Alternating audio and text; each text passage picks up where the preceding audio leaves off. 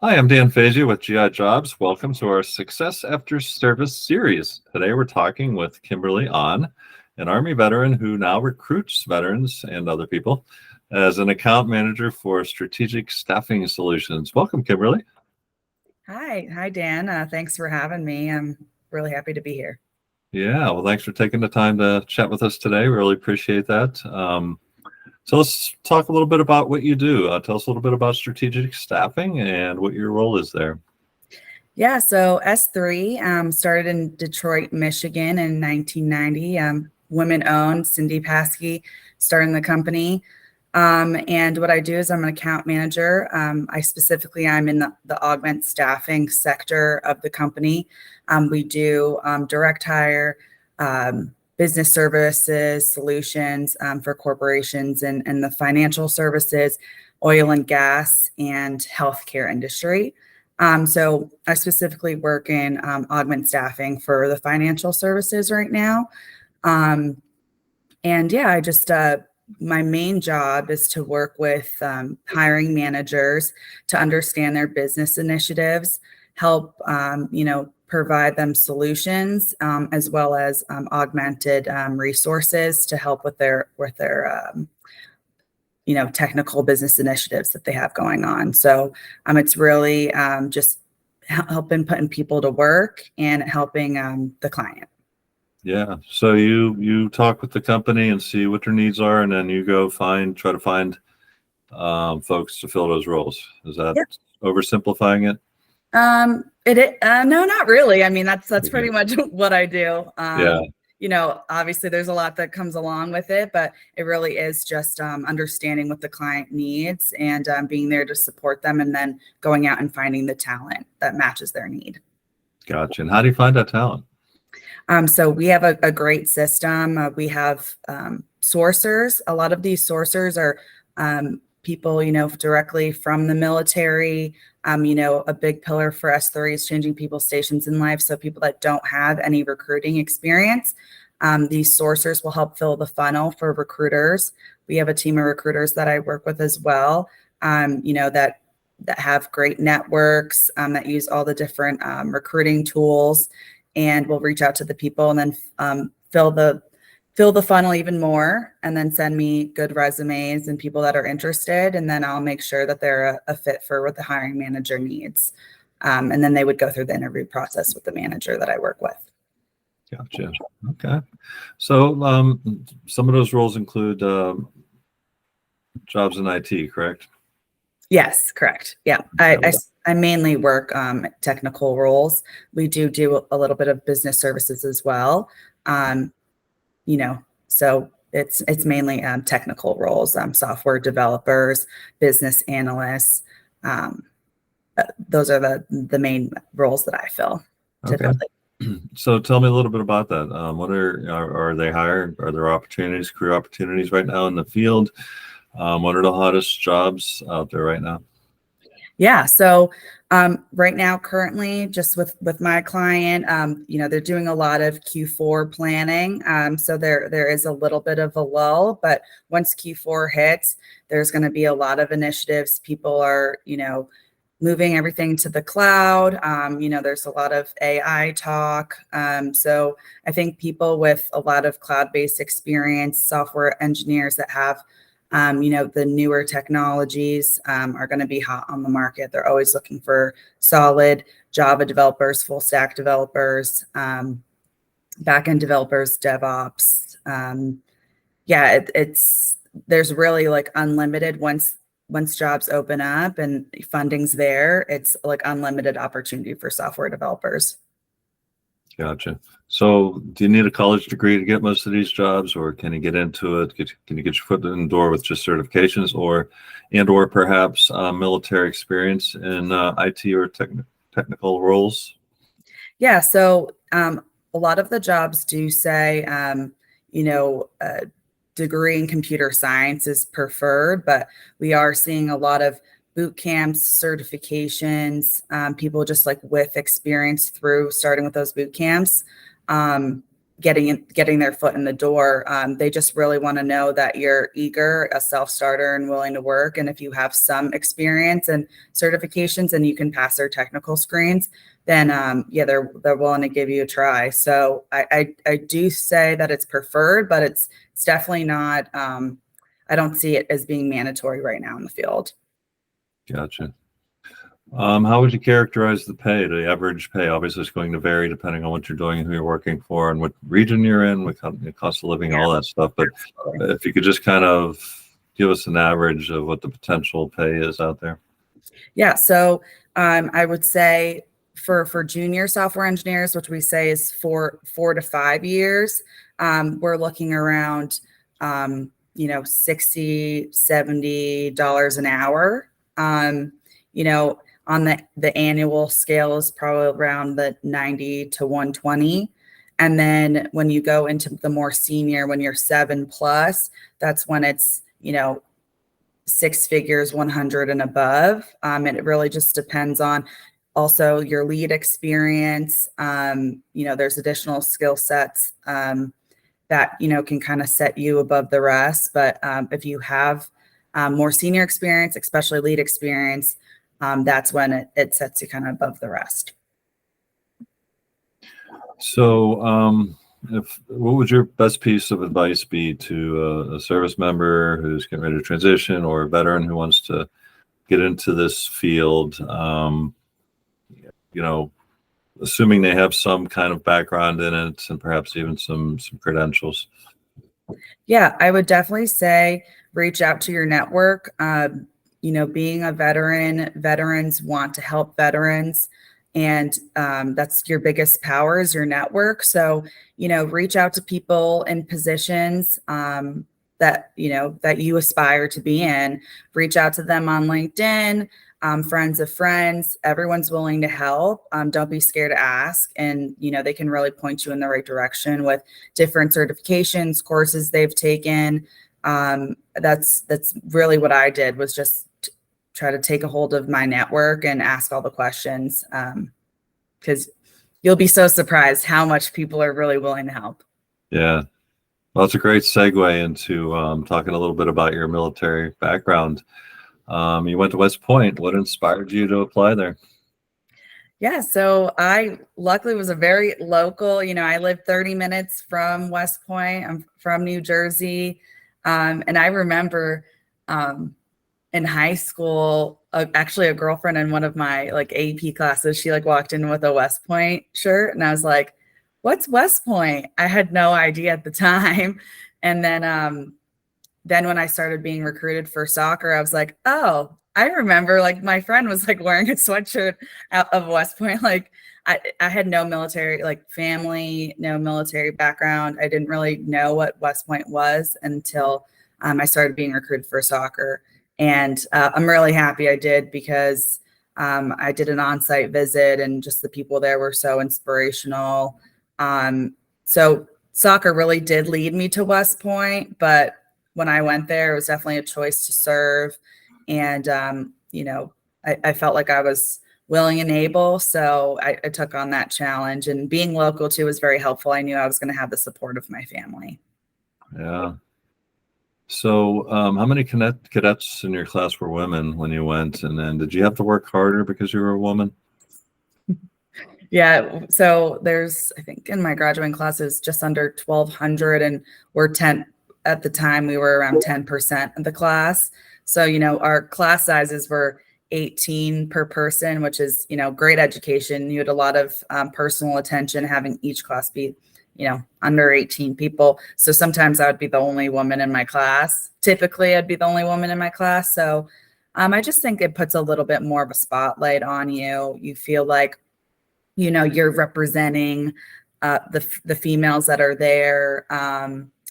And, did I have to work harder? I don't think necessarily, but I definitely felt like I wanted to represent Army women's soccer, represent myself well. And the spotlight was definitely on, because, all of the guys in your class know you don't necessarily know them. So, Yeah. yeah. No pressure at all, huh? No pressure. So when you got out of West Point, what was your MOS? So I started as an 88 Alpha, which is a transportation officer. And then by the time I got out as a captain, I was a 90 Alpha, which is a combined logistician. So it just combines all the branches of logistics. Yeah. What were some of your duty stations during your service? Fort Campbell, 101, and then Fort Carson, Colorado Springs. Yeah. Front Range. Yeah, very cool. Yeah, it was beautiful. I mean, I'm still in Denver, so Okay. I got Colorado hooked. This Jersey girl got hooked.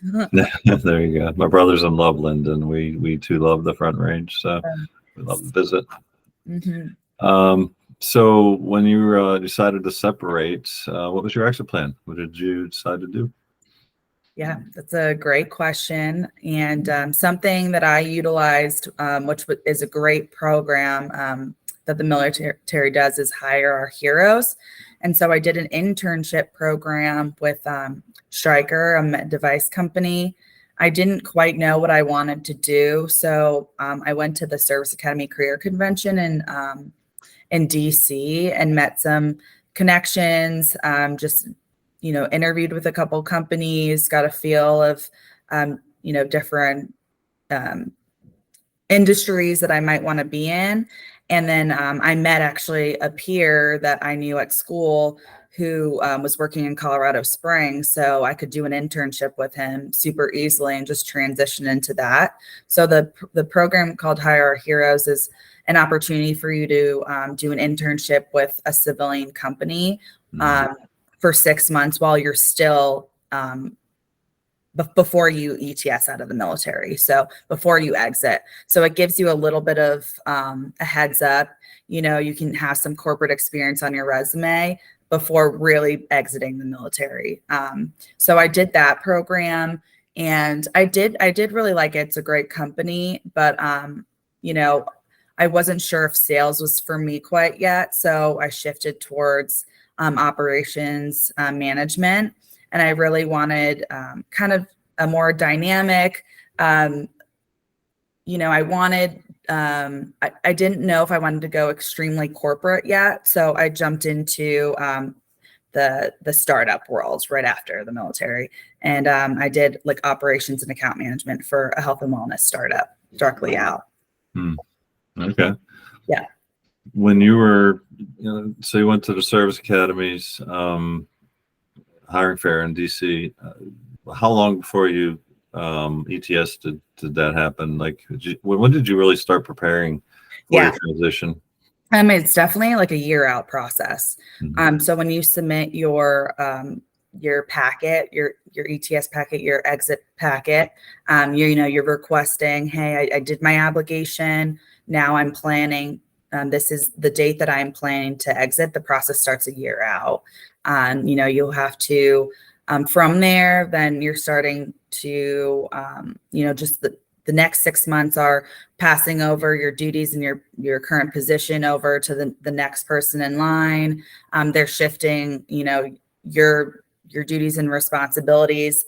And then they start, letting you, like, actually 6 months before your ETS, you're completely in a different program. You don't have any like hard responsibilities with the military. You can do internships. You're going through all the different programs to help like on the day-to-day on like how to transition. So like they have so many resources available for you.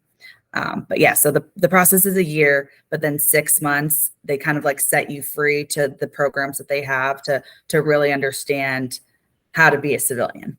So they give you plenty of time. Yeah. What was the hardest part of transition? What was the biggest challenge? What really kept you up at night?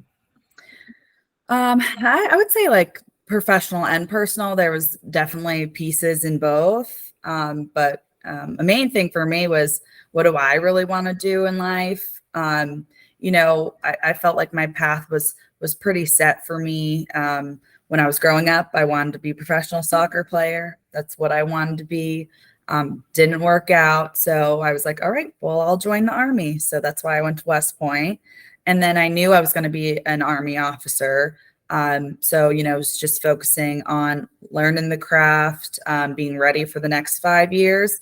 And so everything was very much set for me for, 10 years. And then when you get out, it's like a mind shift change of what industry do I want to go into? What do I feel like I can help society? Am I going to find something that fulfills me the same? Because you always have that sense of helping, society, doing your service. Is there going to be something that I'm going to feel like I'm doing that in the civilian world? So I think finding your purpose in that way in the civilian world was scary to me. I didn't know if I was going to find it.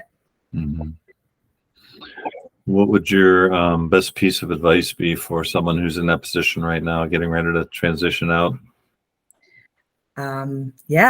Just definitely do some soul searching, definitely give yourself time to just really understand like what you enjoy, what fulfills you in life. Also, like I said, use your network, talk to people that you think are like-minded, that enjoy the same types of activities and interests as you, and have those discussions and see what they did, and kind of find success stories that you can kind of mirror and help you know that like that could be you, that could be me. So definitely do some soul searching. It's okay if you're confused, but just use your network and ask questions. I really took a lot of time to self-reflect and understand, what I would want in life. So that's definitely huge. And it's hard. It's definitely hard when you have everything, from your healthcare to like mainly like healthcare. I would get like an appointment that says, ding, you're due to get your teeth cleaned. Like it's hard when you come from like that mindset where there's so many things that are set up for you. And you're like, oh, now I have to like think for myself in all regards. It is a mind shift for sure. Yeah. So be okay with the uncomfortable. Yeah. That's great advice. Well, you've certainly landed in a pretty good place. We didn't really talk about how you shifted from pharmaceuticals to what you're doing now, but clearly you're enjoying what you're doing and very successful at it. And so congratulations on that. Thank you. Is there anything else you'd like to add or share? Just thank you so much for this opportunity. I'm always like, oh, they want me to like give my advice. But I do really think, the military, the veteran network is huge. And I think something that's so important is like understanding your worth as a veteran. Like you are so important. And, you're an asset to any organization. So I know like it's hard when you look at your skill set and you're not sure how it transfers, but even just the fact that you're a hard worker, you've served your country, you're reliable and want to work hard, like that is an asset for any company. So everyone has a lot to offer. That's really well said. Thanks. Thank you. Thanks. Well, thanks so much for joining us today, Kimberly. We're so I privileged to have you. Thanks so much for having me. I hope I did okay. You did great. Thank you. Thanks.